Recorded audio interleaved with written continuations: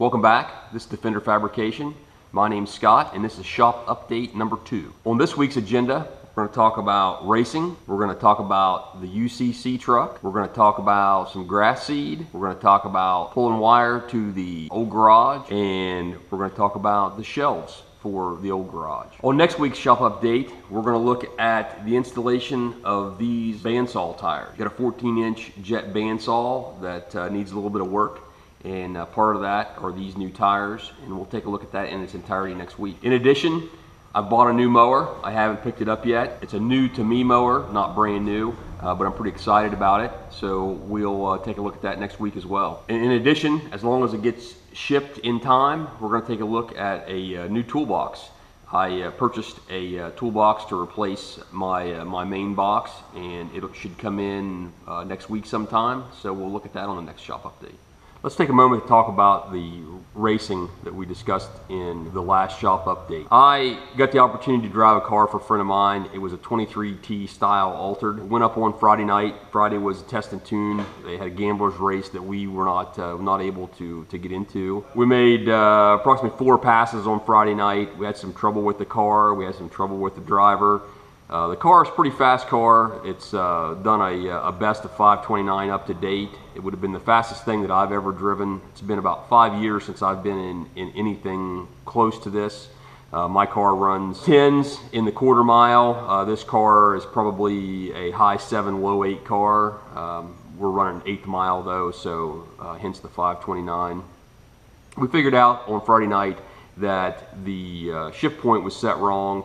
The converter the guy was running was set up for the small block that was in it before, so it was flashing a little higher with the big block that he put in it last year. It was flashing to 6,800, and the shift point was set at 7,000, so it was shifting about maybe 10-20 feet out from the start line. Between that and my inexperience in the car, we didn't get a good solid full pass on Friday night, but we discussed it after the racing was over on Friday, and made some assumptions, and thought we would change the chip to a 7,700 RPM chip on the shifter for the next day. We come out Friday or Saturday morning, and we get 1 time trial, and then we got a race. I go out for the time trial. I make a little bit of a mistake. Actually, I'll tell you what, let's take a look at footage of the pass.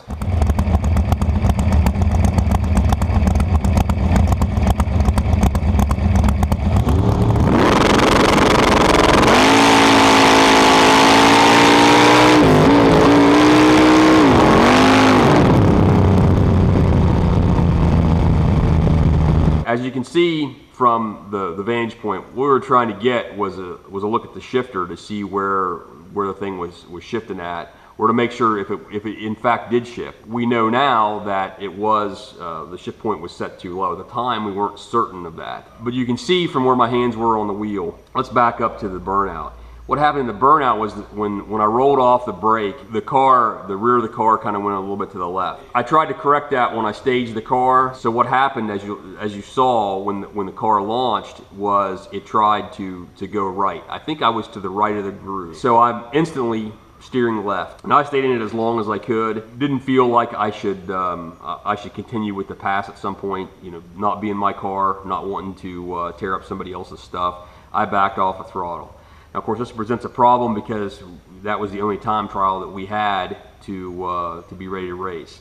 So the question is, then what do? You're bracket racing, you don't have a good time trial. And by the way, the reaction time on that pass was a 004. And I felt like I got a good hit on the tree. I felt like there could be more, and especially in a car I'm not familiar with, and being eliminations. I went ahead and I put 20 thousandths extra delay in the box, and we dialed a 570.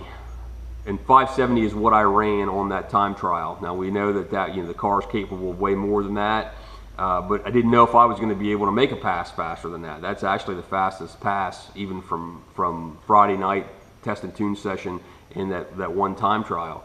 So we went ahead and dialed a 570 and just figured we had to drive the finish line. We end up being paired up with a guy that also dialed a 570. Now, of course, he's probably not in the same position I am, and his car is probably really going to run a 570. Let's take a look at that pass, and then we'll discuss it afterwards as well.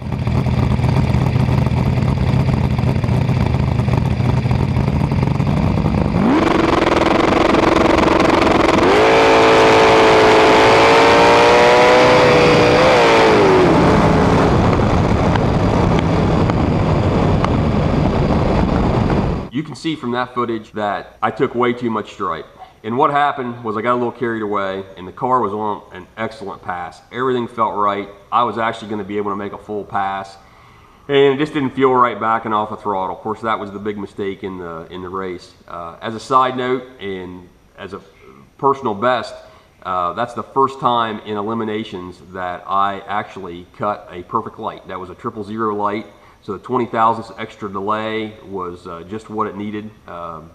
Good guess. You know, listen, a blind squirrel finds a nut every once in a while. But anyway, what happened, I got out on the guy, and what I should have done was started backing off a throttle as soon as I gained any distance on him whatsoever. And with that perfect light, I think he had like an 016 light, something of that nature. It was definitely a winnable race, but I got too far out on him, and I didn't feel comfortable jabbing the brakes or doing anything aggressive with the car to try to get back and back into him, and then maybe have to get back on the throttle again.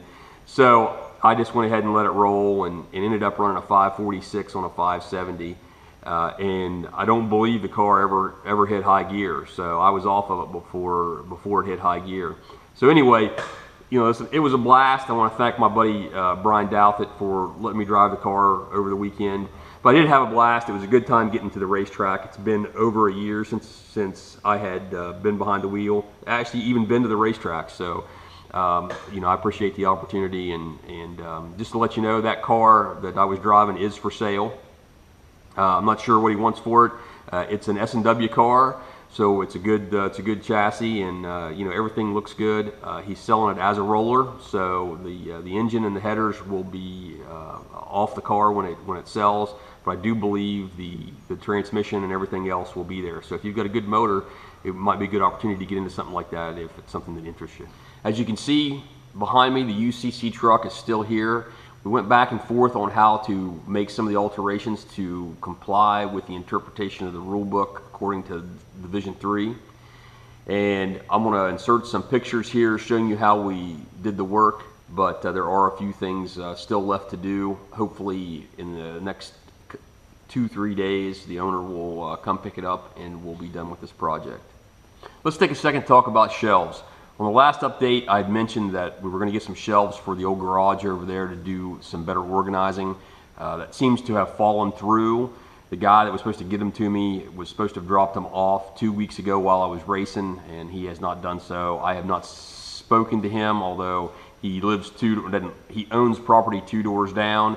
I've seen him over there. He hasn't made an attempt to come speak to me, and I feel like I'm just bugging him to death over these shelves. Maybe one day they'll just show up. I don't know.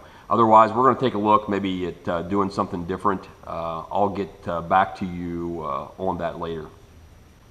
Let's go outside and take a look at something else we've got going on today. I've got a friend of the shop that's an electrician, and he has helped out pretty much with all of the electrical work. And if you remember, we buried this conduit over to go to the old shop, and yesterday my buddy Kenny stopped by, and he pulled this rope through there. Now we're going to pull wire through this conduit, and what we're going to do is we're going to use the bucket of the tractor and tie this rope to it to pull that wire through. I'll hopefully get you some footage of that, but let's go over there and take a look at the other end of this conduit. So right here's the other end, and you can see he's got the rope set up, and we've got this spool of wire, and we'll set this wire up on a piece of tubing or something over here.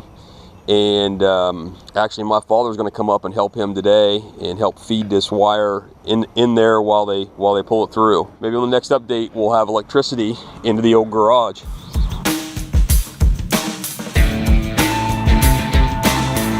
On the last update, we repaired some sewage lines that ran through this area, and in addition, up there, the water line. We've since gotten all this seeded and straw put on top, and hopefully you can see that we've got grass coming up. Now I don't know whether this grass is going to get tall enough this year to actually mow or not, but at least we got some roots in the ground so that we don't see any erosion. I've got a little bit of dirt piled up right there to form a barrier, so any water that comes off this area is not going to go down towards the building. But don't forget, we've got to dig another ditch right there to connect that sewer line, and there'll be some more work going on here. In addition, this parking lot, I'd like to bring somebody in to put the new driveway location in here pretty soon as well.